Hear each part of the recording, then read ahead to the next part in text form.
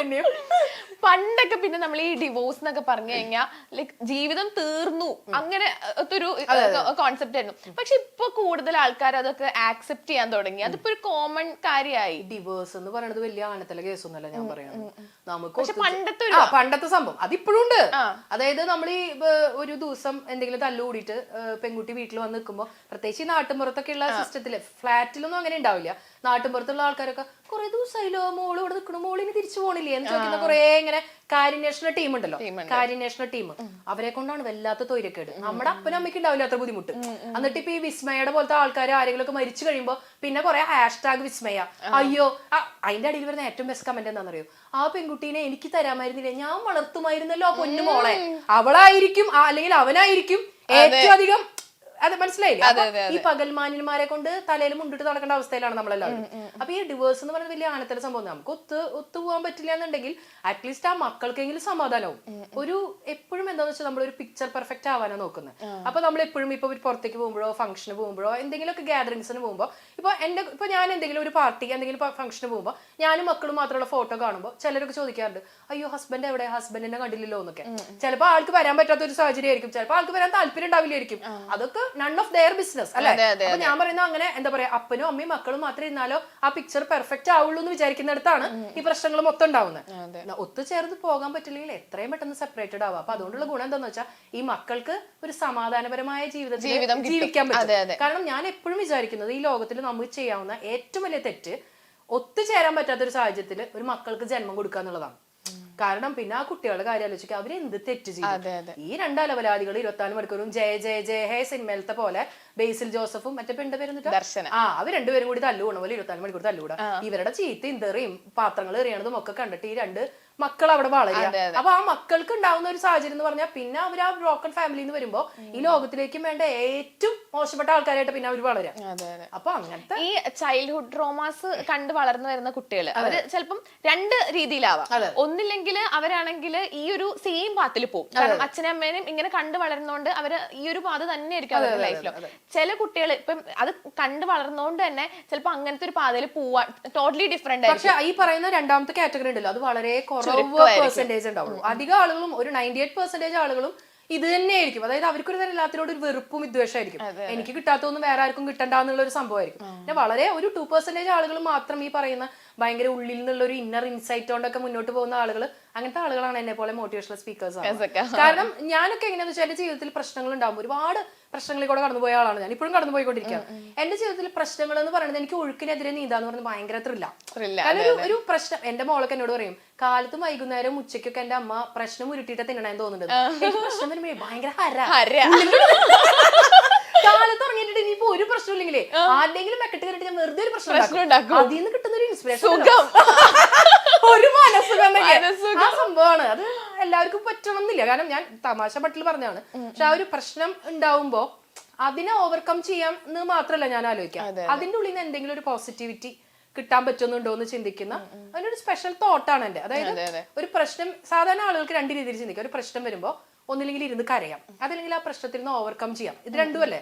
ഇതല്ലാതെ പ്രശ്നത്തിൽ നിന്ന് ഓവർകം ചെയ്യുകയും മറ്റുള്ള ആളുകൾക്ക് ഇൻസ്പിറേഷൻ കൊടുക്കാൻ പറ്റുകയും ചെയ്യുക എന്ന് പറയുന്നത് സംതിങ് ഗ്രേറ്റ് ആണ്.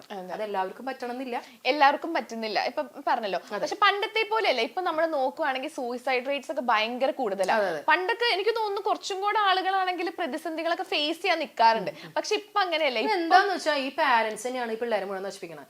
നമ്മൾ സാധാരണ ചെറിയൊരു എക്സാമ്പിൾ പറയാം, വലിയ വലിയ കാര്യങ്ങളൊന്നും വേണം. നമ്മൾ സൂപ്പർ മാർക്കറ്റിലൊക്കെ പോകുമ്പോൾ മക്കളെയും കൊണ്ട് പോകുന്ന പാരന്റ്സ് കുട്ടികൾ എന്തെങ്കിലും വില കൂടിയ ഒരു സാധനം ചോദിച്ചിട്ടുണ്ടെങ്കിൽ കുട്ടികളെ ഈ ഫ്ലോറിൽ കിടന്ന് ഉരുളണ കണ്ടിട്ടില്ലേ? ജാതി വാശി പിടിച്ച നാട്ടുകാരെ മൊത്തം കഴിപ്പിച്ചിട്ട്. ഇപ്പൊ എന്റെ മോൾ അങ്ങനെ കരയില്ല, അവൾക്ക് അറിയാൻ കരഞ്ഞിട്ട് കാര്യമില്ല. എന്റെ മോളാണ് അവിടെ കിടന്ന് കരയണമെങ്കിൽ ഞാൻ പറയും, നീ കരഞ്ഞോ? നീ കരഞ്ഞിട്ട് ഇന്ന് വരെ ഒരു കിടാവും ചത്തട്ടില്ല. കരഞ്ഞിട്ട് ഇന്ന് വരെ വലിയ പിള്ളേർ ചത്തണ്ട, ഒരു പിള്ളേരും ചത്തട്ടില്ല. അവിട്ടൊക്കെ ഇടുന്ന് കരഞ്ഞോ? കരഞ്ഞിട്ട് എന്റെ മോള് അധികം ചെറിയ മോള് കിൻഡർ ജോയ് ചോദിക്കും. എനിക്കാണെങ്കിൽ വേറെ എന്ത് വാങ്ങി കൊടുക്കാനും കുഴപ്പമില്ല, കിൻഡർ ജോയ്ക്ക് എന്തൊരു വിലയാ. ആ കാശുണ്ടെങ്കിൽ ഞാൻ എന്തൊക്കെ വേറെ സാധനങ്ങൾ വാങ്ങും. ഞാൻ പറയും, നീ കിൻഡർ ജോയ് ചോദിച്ചിട്ട് എത്ര കരഞ്ഞാലും നീ അവിടെ കിടന്ന് കരഞ്ഞിട്ട് നീ ചത്താ ഞാൻ കുഴിച്ചിടാന്ന് പറയും. അപ്പൊ ഞാൻ പറയണ അങ്ങനെ വാശി പിടിക്കുന്ന കാര്യങ്ങൾ നടത്തി കൊടുക്കുന്ന പാരന്റ്സ് ആണ് കുട്ടികളെ നശിപ്പിക്കണം. അതായത് അവരെന്താ വിചാരിക്കണം എന്ന് വെച്ച് കഴിഞ്ഞാൽ ഇത് ചെയ്ത് കൊടുത്തില്ലെങ്കിൽ കുട്ടിയുടെ ഇഷ്ടം നഷ്ടപ്പെടുമോ?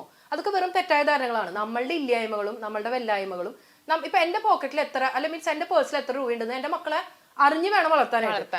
അമ്മയുടെ കയ്യിൽ ഇത്ര രൂപയുള്ളൂ കേട്ടോ മോളെ, ഇത് പറ്റില്ല അമ്മയ്ക്ക്, അമ്മയെ കൊണ്ട് ആവില്ല എന്ന് പറയണം. അതല്ലാതെ ഇല്ലാത്ത കാര്യങ്ങളും ഉണ്ടാക്കി കൊടുത്ത് വീട്ടിൽ വളരെ പാമ്പർ ചെയ്ത് വളർത്തും. ചിലപ്പോ പോകുന്ന സാഹചര്യത്തിൽ ഒന്നും നടത്തി കൊടുക്കാത്ത ഒരു ഭർത്താവിനെ അല്ലെങ്കിൽ ഭാര്യനെയോ ആയിരിക്കും അവർക്ക് കിട്ടുന്നത്. അപ്പൊ അവിടെ ചെല്ലുമ്പോ സുഖലോലുപതയിൽ ജീവിച്ചിട്ട് പട്ടുമെത്തയിൽ ജീവിച്ച ആൾക്ക് കല്ലുമുള്ളും സഹിക്കാൻ പറ്റണമെന്നില്ലല്ലോ. കുറച്ച് ദുരിതമൊക്കെ വീട്ടിൽ അനുഭവിക്കട്ടേന്നേ, എല്ലാം നടത്തി കൊടുക്കണമെന്നില്ല. ഇപ്പം ടീച്ചറാണെങ്കിൽ ഒരുപാട് കുട്ടികളെ പഠിപ്പിച്ചിട്ടുണ്ട്. ടീച്ചർ ഇപ്പൊ സോഷ്യൽ മീഡിയയിലാണെങ്കിലും ഒരുപാട് യങ്സ്റ്റേഴ്സ് ടീച്ചർ ഫോളോ ചെയ്യുന്നുണ്ട്. ഇപ്പൊ നമ്മൾ നോക്കുകയാണെങ്കിൽ ഒരുപാട് യങ്സ്റ്റേഴ്സ് ഇപ്പൊ ലഹരി ഇതിലൊക്കെ അടിമകളാണ്. അത് കാരണം ഒരുപാട് ക്രൈംസ് ഉണ്ടാവുന്നുണ്ട്. അപ്പൊ ഇതിന്റെയൊക്കെ ഒരു മെയിൻ കാരണം എന്തായിരിക്കും? ലഹരി കൊണ്ടല്ല കേട്ടോ ക്രൈംസ് ഉണ്ടാവണേ, ക്രൈം അല്ലാതെ ഉണ്ടാവാറുണ്ട്. ഈ ലഹരിയുടെ പ്രധാനപ്പെട്ട കാര്യം എന്ന് പറഞ്ഞാൽ നമുക്ക് ഈ മീഡിയ ഇൻഫ്ലുവൻസ് തന്നെയാണ്. ആൾക്കാരുടെ വിചാരം അത് കഴിച്ചു കഴിഞ്ഞാൽ എന്തോ ഭയങ്കര ഒരു സൂപ്പർ പവർ കിട്ടും എന്നൊക്കെയുള്ള ഒരു ചിന്തയാണ്. അല്ലെ, ലഹരിയിൽ അടിമപ്പെട്ട് കഴിഞ്ഞാൽ നമുക്ക് 10 നിലയുള്ള ബിൽഡിങ്ങിന്റെ താഴേക്ക് ചാടാം, അല്ലെങ്കിൽ വേറെ പല കാര്യങ്ങളും ചെയ്യാൻ പറ്റും, എന്ത് ചെയ്താലും നമ്മൾ മറ്റൊരു സൂപ്പർ പവർ ആണ് എന്നൊക്കെയുള്ള ചിന്ത കുട്ടികളുടെ വികലമായൊരു ചിന്ത. പിന്നെ അതെന്തോ ലഹരി കഴിച്ചു കഴിഞ്ഞിട്ടുണ്ടെങ്കിൽ എന്താ ഫ്ലോട്ട് ചെയ്യും എന്നാണ് പറയുന്നത്. ഇപ്പൊ നമ്മൾ ഫ്രണ്ട്സ് എല്ലാവരും ഇങ്ങനെ ഇരിക്കുമ്പോൾ ഇപ്പൊ അതിനകത്ത് ഇപ്പൊ ആരെങ്കിലും ഇപ്പൊ എന്തെങ്കിലും ഒരു ലഹരി എന്തെങ്കിലും ഒക്കെ ഉപയോഗിക്കണ ആൾക്കാർ, ലഹരി എന്ന് പറഞ്ഞാൽ ഡ്രിങ്ക്സിനെ ഞാൻ ലഹരിയായിട്ട് കൂട്ടിയിട്ടില്ല കേട്ടാ. അത് പ്രശ്നം. പറഞ്ഞോ ബാക്കി പറഞ്ഞോ. ഇപ്പൊ നമ്മളത് വേണ്ടാന്ന് പറയുകയാണെങ്കിൽ ഇത് എന്തത് ഇതൊക്കെ ഒരു ഇപ്പോഴും ആ പഴയ കാലഘട്ടത്തിലാണോ? എന്തും ഒരു പരിധിയിൽ നിർത്താണെങ്കിൽ എല്ലാം നല്ലതാണ്. അപ്പൊ ഞാൻ പറയണേ ഒരു ഡ്രിങ്ക്സ് എന്ത് തന്നെ ഡ്രിങ്ക്സ് ആണെങ്കിലും അതിന്റെ ടേസ്റ്റ് അറിയാനായിട്ട് നമ്മളൊന്ന് സിപ്പ് ചെയ്തതുകൊണ്ട് നമ്മൾ ഈ ലോകത്തിലെ ഏറ്റവും വലിയ കുടിയനോ അല്ലെങ്കിൽ ഏറ്റവും വലിയ സംഭവം ഒന്നും ആയി മാറില്ല. പക്ഷെ ഒക്കത്തിന് നമുക്കൊരു ബൗണ്ടറി നഷ്ടപ്പെടുന്ന രീതിയിൽ, അതായത് നമ്മളിങ്ങനെ കിടന്ന് ആടി ഒലയുന്ന രീതിയിലേക്ക് നമ്മളെ തന്നെ കൊണ്ടെത്തിക്കുകയാണെന്നുണ്ടെങ്കിൽ അത് ഡേഞ്ചറസ് ആണ്. ലഹരി നമ്മളെ വിഴുങ്ങുന്ന അവസ്ഥയിലേക്കാണ് ഇപ്പൊ എത്തിക്കൊണ്ടിരിക്കുന്നത്. അതിന് പകരം ഇതൊക്കെ എല്ലാം എന്താണ് സംഭവം എന്ന് അറിയാനായിട്ട് നമ്മളതൊന്ന് മനസ്സിലാക്കി വെക്കുന്നതിൽ തെറ്റൊന്നുമില്ല. ഇപ്പൊ ഞാൻ പറയട്ടെ, നമ്മളൊരു ട്രിപ്പ് പോവാണ്. ട്രിപ്പ് പോകുന്ന സമയത്ത് നമ്മൾ ചിലപ്പോൾ ഒന്ന് ചില്ല് ചെയ്യാനായിട്ടോ ഒന്ന് വൈബ് ചെയ്യാനായിട്ടൊക്കെ ചിലപ്പോൾ കുറച്ച് എന്തെങ്കിലുമൊക്കെ, ഞാൻ പറയാം ഭയങ്കര വലിയ ഡ്രിങ്ക്സ് കഴിക്കണമെന്നല്ല, ചെറിയൊരു വൈബ് കിട്ടാനൊക്കെ ആയിട്ട് ചെയ്യുന്നതിൽ തെറ്റൊന്നുമില്ല. പക്ഷെ കുടിച്ച് ആർമാദിച്ച് ചാലിൽ കിടന്ന് പിന്നെ കുടുംബക്കാരെ വേറെ ആൾക്കാരൊക്കെ പൊക്കി കൊണ്ടുവന്ന് അങ്ങനൊരു അത് നമ്മളെ വിഴുങ്ങുന്ന അവസ്ഥയിലേക്ക് നമ്മളെ കൊണ്ടെത്തിക്കാതിരിക്കുക എന്നുള്ളതാണ്. അത് എന്തിനാണെങ്കിലും ലഹരി മാത്രമല്ല, ഒന്നിനും നമ്മൾ അടിമപ്പെടരുത് എന്ന് മാത്രം. അങ്ങനെയാണ് കേട്ടോ ഞാൻ വിശ്വസിക്കുന്നത്. അതെ. പിന്നെ നമ്മൾ ഒരുപാട് കണ്ടുവരുന്ന ഇതാണ് ഇപ്പൊ ഏറ്റവും കൂടുതൽ കണ്ടുവരുന്നതാണ് ചീറ്റിംഗ് എന്ന് പറഞ്ഞൊരു കാര്യം. കാരണം പണ്ടൊക്കെ നമുക്കാണെങ്കിൽ ഓപ്പോസിറ്റ് നിൽക്കുന്ന ആൾക്കാണെങ്കിൽ ഹേർട്ട് ആവോന്ന് വിചാരിച്ച് നമ്മളൊരു പരിധി വരെ അതിന് പോയില്ല. പക്ഷെ ഇപ്പൊ അങ്ങനെ എന്താ പറയാ, ഒരു ഫീലിങ്സ് ഒന്നും ഇല്ല. മറ്റാൾക്ക് ഇപ്പൊ എന്തായാലും നമുക്കൊരു വിഷയമല്ല എന്നുള്ള രീതിക്ക്.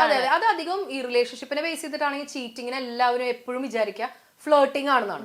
അതായത് ഇപ്പൊ മെഹറും ഒരാളും തമ്മിൽ പ്രണയത്തിലാണ്. അപ്പൊ മെഹർ അറിയാതെ അയാൾ വേറൊരു പെണ്ണുമായിട്ട് ഫ്ലേർട്ട് ചെയ്യുന്നതിനാണ് ചീറ്റിംഗ് നമ്മൾ വിചാരിക്കുന്നത്. സത്യത്തിൽ ചീറ്റിംഗ് എന്ന് പറയുന്നതിന് വെറും ഫ്ലേർട്ടിംഗ് ആയി മാത്രം നമ്മൾ ചുരുക്കി കാണരുത്. കാരണം എന്താ വെച്ചാൽ ഇപ്പൊ എനിക്കൊരാളെ ഇഷ്ടമല്ല, അതിപ്പോ നിങ്ങൾ തമ്മിൽ ഫ്രണ്ട്സ് ആയിരിക്കാം അല്ലെങ്കിൽ വേറെ എന്തോ ആയിരിക്കാം, എനിക്ക് ഒരാളോട് ഭയങ്കരമായ ശത്രുതയുണ്ട്. അപ്പൊ എന്റെ പാർട്ട്ണർ അയാളുമായിട്ട് ഒരു ഫ്രണ്ട്ഷിപ്പ് കീപ്പ് ചെയ്യുന്നത് പോലും ഒരു പക്ഷെ എനിക്ക് ഇഷ്ടമുണ്ടാവില്ല. എല്ലാ മനുഷ്യരും സെൽഫിഷ് തന്നെയാണല്ലോ. നമുക്കിപ്പോ നമ്മളെന്തായാലും മദർ തെരേസയോ അങ്ങനെ സംഭവങ്ങളൊന്നും ഇല്ല. നമ്മുടെ ഉള്ളിലുണ്ട് വികാരങ്ങളും വിചാരങ്ങളും ഒക്കെ. അപ്പൊ നമ്മൾ ഇമോഷണലി നമ്മൾ എന്താ പറയാ, എനിക്ക് ഇന്ന ആളുമായിട്ട് നീ ഒരു സൗഹൃദം കീപ്പ് ചെയ്യുന്നത് ഇഷ്ടമല്ല കേട്ടാ, അവൾ എന്നോട് ഇങ്ങനെ ചെയ്തിട്ടുണ്ട് അല്ലെങ്കിൽ അവൻ എന്നോട് ഇങ്ങനെ ചെയ്തിട്ടുണ്ട് എന്ന് പറയുമ്പോൾ നമ്മുടെ അടുത്ത് ഓക്കെ എന്ന് പറഞ്ഞിട്ട് നമ്മളറിയാതെ, അതായത് നമ്മുടെ ബാക്കില് അവര് തമ്മിലൊരു സൗഹൃദം കൊണ്ട് നടക്കുന്നത് പോലും ചീറ്റിംഗ് ആണ്. അതായത് ചീറ്റിംഗ് എന്ന് പറഞ്ഞിട്ടുണ്ടെങ്കിൽ ട്രാൻസ്പാരൻസി ഇല്ലായ്മ എന്ന് മാത്രമാണ് അർത്ഥം. നമ്മൾ അറിയാതെ അവരെന്ത് ചെയ്താലും, അത് റിലേഷൻഷിപ്പ് ആയിരിക്കാം ഫ്രണ്ട്ഷിപ്പ് ആയിരിക്കാം എന്ത് വേണമെങ്കിൽ ആയിരിക്കാം, നമ്മളറിയാതെ നമുക്ക് ഇഷ്ടമില്ലാത്തൊരു കാര്യം അവർ ചെയ്യുന്നു, അത് അവർ കണ്ടിന്യൂ ചെയ്തുകൊണ്ടേയിരിക്കുന്നു. അത് പിന്നീട് ഒരു ദിവസം നമ്മൾ പിടിക്കുമ്പോൾ ഉണ്ടാവുന്ന ഒരു വിഷമം എത്രമാത്രമായിരിക്കും. എപ്പോഴും നമ്മളെ ഏറ്റവും അധികം വേദനിപ്പിക്കുന്നത് നമ്മളുടെ സുഹൃത്തുക്കൾ, നമ്മുടെ ഒപ്പം നിൽക്കുന്ന സുഹൃത്തുക്കൾ ചെയ്യുമ്പോൾ നമുക്ക് ഏറ്റവും അധികം വേദന ഉണ്ടാവും അല്ലെ. ശത്രുവിന്റെ നീക്കം നമുക്ക് ഈസി ആയിട്ട് അറിയാൻ പറ്റും. പക്ഷെ നമ്മുടെ സുഹൃത്ത് നമ്മുടെ ശത്രുവിന്റെ കൂടെ നിന്നിട്ടാണ് ഇമാതിരി കളികളൊക്കെ കളിക്കണമെന്ന് അറിയുമ്പോണ്ടല്ലോ നെഞ്ച് പൊളിഞ്ഞു പോകുന്നൊരു വേദനയായിരിക്കും.